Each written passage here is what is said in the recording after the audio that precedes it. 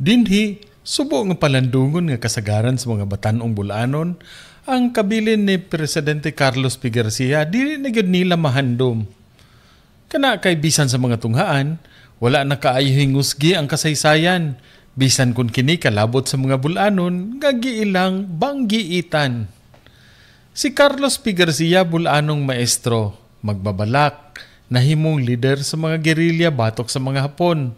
Batid sa diskurso, top-notcher nga abogado, nahimong politiko, vice-presidente ug sa mga presidente sa nasod, siya ang ikawalo.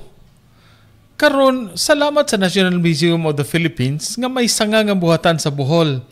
Nga sila ang nakipagsabot sa mga sumusunod sa presidente nga ang mga handumana ni Garcia nga tua sa Manila, sa Bohol ipahuwam na. Makita usab didto ang painting ni Fernando Amorsolo, ang nasudnong artist nga nagpintal sa hulagway ni Garcia ug sa iyang asawa nga si Leonila. Makita usab ang pruweba sa galerya kung unsa ang nahimo ni Garcia sa iyang abilidad nga nakuha.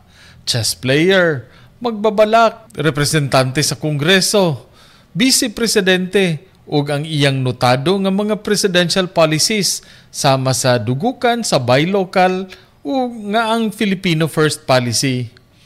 Karon gawa sa adlaw nga Martes, bukas ang museo gikan sa alas 8 ngadto sa alas 5, Miyerkules ngadto sa Lunes, aron masubay sa mga bulanon ang kinabuhi sa presidenteng talibongnon ug bulanon. Gikan diri sa National Museum sa Bohol alang sa Maayong Balita Central Visayas, Ray Anthony Chu, PIA Bohol.